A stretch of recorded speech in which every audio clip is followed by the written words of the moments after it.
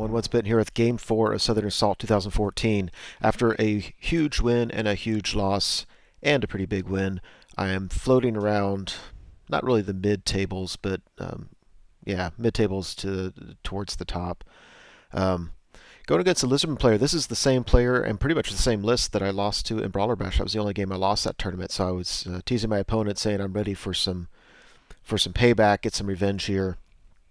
I should say, if you just glance at the board, I think he out-deployed me. You can see I was kind of going in the middle, and especially that block in the lower right-hand corner that's all the way back at my back lines, and then he castles up in the corner, which means that block is going to have a tough time doing anything this game. So yeah, we're off to a great start here. Beastmen versus Lizardmen. You may recognize his list. He's got some skinks with a block of warriors behind him, and I think he's put some thought into his strategy, because I think he definitely had a plan going into this. So he's keeping those guys all the way at his back lines. Those two huts we're counting as one building, and so he's got some skinks in there with his general, and that's the lore of Shadow Slan. He's got two more units of skinks to the left. Then he's got his temple guard with his battle standard bearer Slan with Lore of Life. And the Forbidden Rod on him is a great idea, because you take those, D3 wounds, but every time he casts a spell, he heals one, so you're not going to kill your Slan with it. So very good idea there. Some Ripperdactyls over here. Apparently there's some Ripperdactyls on the far right-hand side too that I don't think I saw in the picture. Behind that is his unit of Cold Ones, and two Scarvets in there, and then he's got Teto Echo here on the side. So he's got Chameleon Skinks, which is, when he had Chameleon Skinks, that kind of affects how I deploy too. So I have a chariot way over here, Razorgore chariot. Then my Bestigor, the Harpies behind him. I have my bunker in the building. Those two huts, again, we're saying is one building. I have the Herdstone behind it, so what that does really is it kind of acts like a wall. Like, he can't, even if he brought his Cold One Knights around, they can't sweep around my side, because it's just being blocked. My 3 level 1s are in the building with that bunker unit. There's a rule in this tournament that you can't take more than, you can't put more than 30 models in a building. So, anyway, I think right in front of that unit is a Razorgore. There's a Razorgore chariot. There's my bunker with my general, my battle standard bearer in there. And in that same unit is my level 4 Death. Another Razorgore chariot, my horde that's not going to see very much action, and then another Razorgore chariot over here. So it looks like that. With Teto Echo, he gets to Vanguard D3 units, and he Vanguards only one, and so that's his Cold One unit on the left. His Ripperdactyls Vanguard, of course, and my opponent wins the turn to go first, and it looks like that. So I can tell you right now, I thought my opponent made a huge mistake, and I was very, very excited. The big one is that his Cold One Knights, what I really need to do is to get the Cold One Knights in combat with my Bestigor, because my Bestigor are my Knight Killers. So he's going to go first. His two characters are going to kill a bunch. His rank and file troops will kill some. I'll have plenty of attacks left at high strength, and I think the Bestigors just neuter that unit. The only downside is, if I'm not near my general, my BSB, then I might fail Primal Fury, and that makes a huge difference. Well, he puts his guys up there. I think I need a 6 or a 7. I think I need a 6 to get in combat with him. I was very, very, very excited. I'm thinking I might have to pop my bunker out of that building in front and then move my general and BSB into the bunker, so I have leadership. But that's a easy sacrifice to make. I have plenty of time to get my troops over and jump back into my combat units. Very excited about that. Chameleon Skinks on the left are going to shoot at that Razorgore chariot, but he couldn't get out of my line of sight, so if he doesn't kill me, and I don't think he will, I should get easy points there. Ripperdactyls up in my flank. That's kind of a hassle, especially if I have to move my bunker out of the building. But if I do move him out of the building, I can pop my wizards out on the other side of the building and make it such that he probably can't charge me. Otherwise, he moved his temple guard up, and he left his Saurus warriors all the way on his back line. I thought that was very interesting. Like I said, I think he's put thought into it and has a strategy. I didn't talk to him about it. I'd be curious, what his thinking is there, but it seemed to work pretty well. Chameleon Skinks do only 1 wound, so I can't complain there. And we go to Beastmen turn 1. I need to roll a 6 for the Bestigor, and they fail it. That sucks. That sucks so bad. Oh, oh, darn it.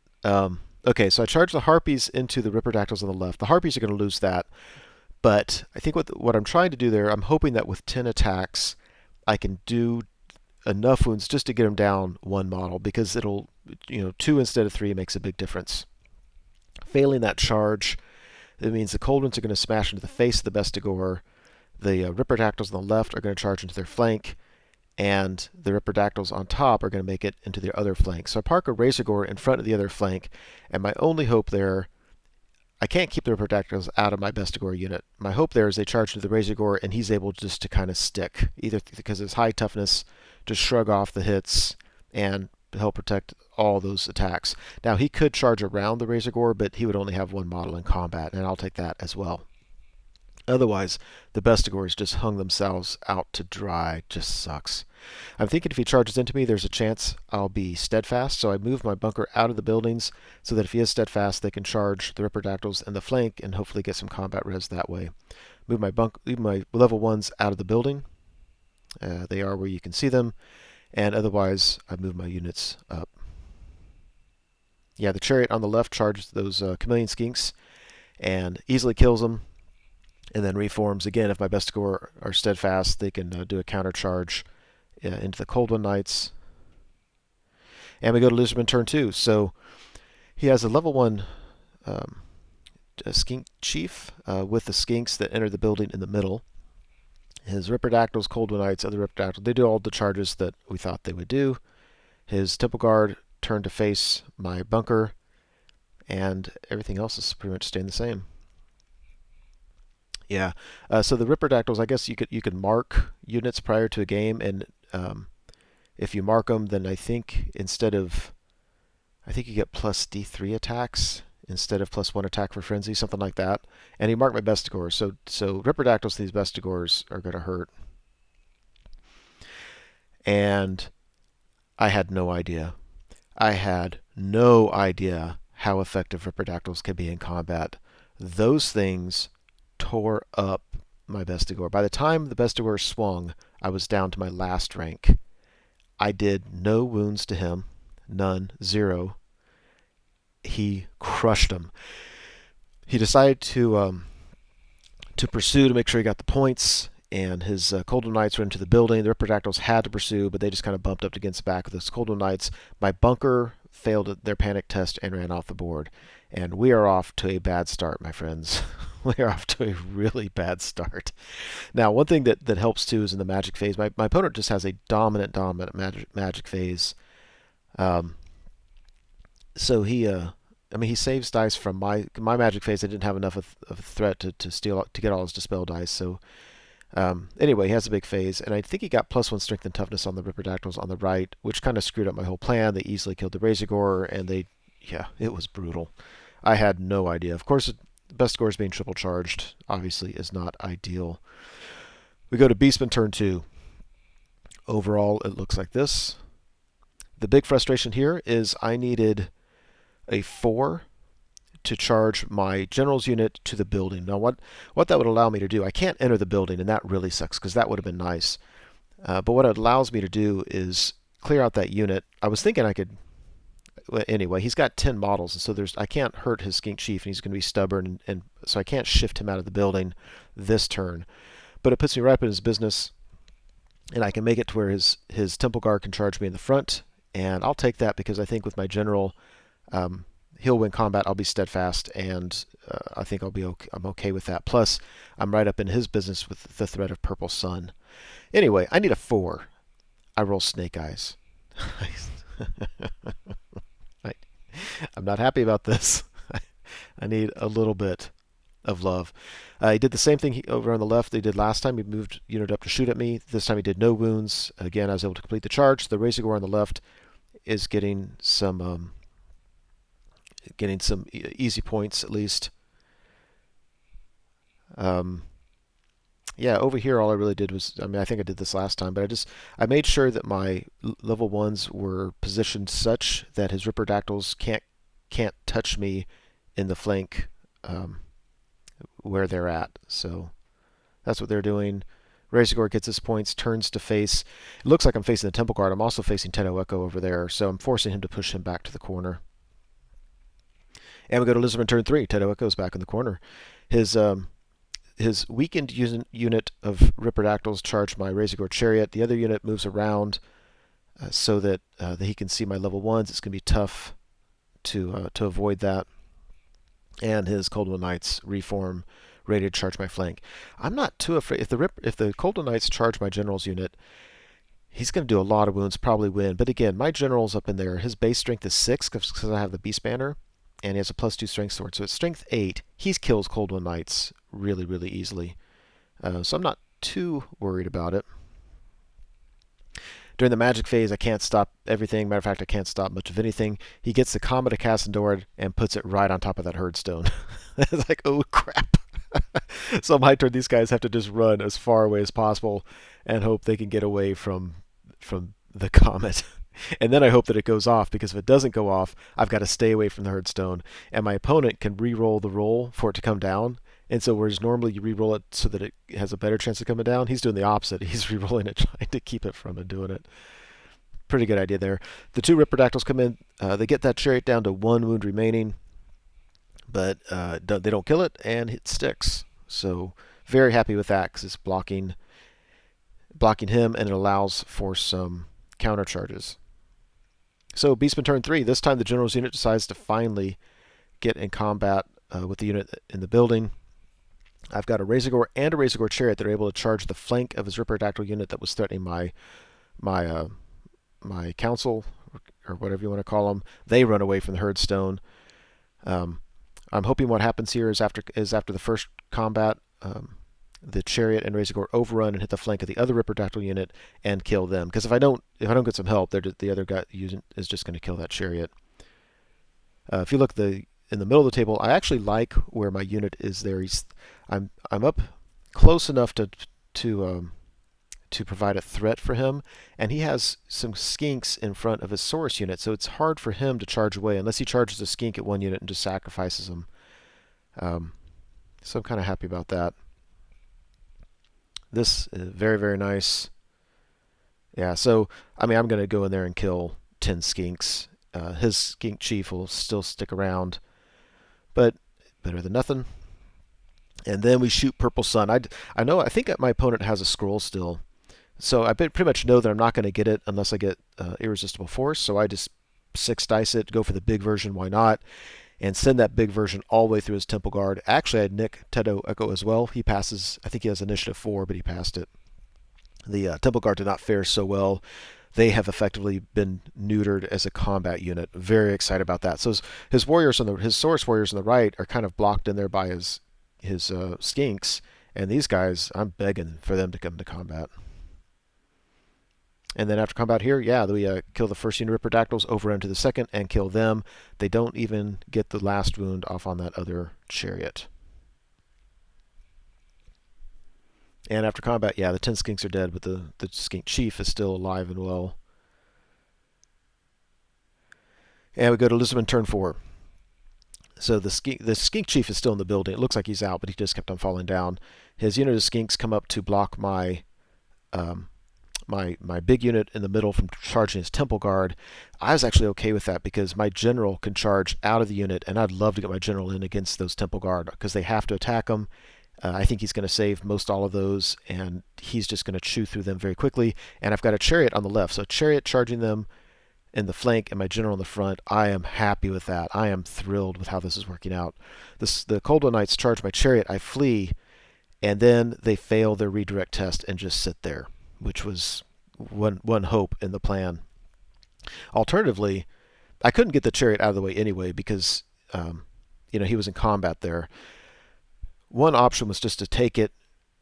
He would easily kill my Chariot, and then he could overrun to the flank of my unit there, which would keep me from charging his Slann. But I think over in the long run, I win that. I think my general chews through those Coldwood Knights. So that was a tough decision to make, but I fled. That's what it looks like.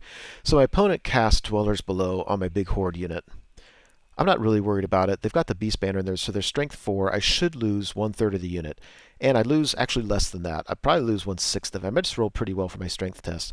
But I swear, I knew in my mind when I'm rolling for my characters, I'm like, this is going to be really bad.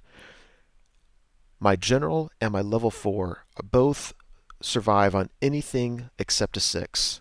Because I have the Beast Banner in there. My level 4 Great British Shaman is strength 5. My general is strength 6. Anything but a 6. And I roll a damn 6 for both of them. I swear, between my best score fail in the first charge, my general's unit failing, getting snake eyes on the second charge, and then this. Oh my gosh, you've got to be kidding me. There's something I've done to deserve some karma here. Oh my gosh, that was very, very frustrating. Plus, I was all excited about my general charging out and doing blah, blah, blah. And I'm excited about the threat that my level 4... I mean, my opponent's so afraid of Purple Sun because that unit that's all ranked up on the side, I can cast a Purple Sun right through his lines and take care of that whole unit. I can... yeah, so it looks like that. Oh my gosh. I'm so frustrated at this point. And the time is running out. We know we're probably going to get only 5 turns in this game. Go to Beastmen turn 4. What's left of my horde charges his skinks that are blocking his Source Warriors. My Razorgore Chariot on the left charges his Slans unit. I bring my Razorgore and my Chariot in front of the Cold One Knights because now that unit cannot stand a charge against those Cold One Knights, so now I'm just going to double flee. The other Chariot doesn't rally, which really sucks because I was set up to charge at the flank of his Source unit with my horde. Actually, I take that back. I tried to charge the flank of my Source unit with my horde, and they failed to charge, which was mildly frustrating, but I think they needed a decent roll. I mean, they needed at least a 7. But they were having none of it. They did not want to be in there. Yeah, it's a little bit frustrating. There's that. After combat, yeah, the Razorgore Chariot does a number on the unit, but the Temple Guard still has a few guys left, so that may not go well for me. I cleared out the chaff easily enough. They fled, and then they rallied right in front of the Source unit, which might actually be good. Cold One Knights charge my Chariot, I flee, and they fail their redirect test, so they can't charge my Razorgore, so that's kind of nice. Cast Dwellers Below on my unit again. Now it doesn't matter because the unit they've already been neutered. And after combat, yeah, go Razorgore Chariot. So he kills the last of the Temple Guard, and the Slan has taken 2 or 3 wounds. I think that's a 2 wound marker. So now he's not stubborn. But he's still high leadership, cold-blooded with a reroll, so it's going to be hard. And I just need to kill him. I've got 2 wounds left. I don't think he's going to kill me. I just don't know if I can kill him. Beastman turn 5. This is the last turn of the game. Yeah, so there's not a whole lot of movement going on because I couldn't.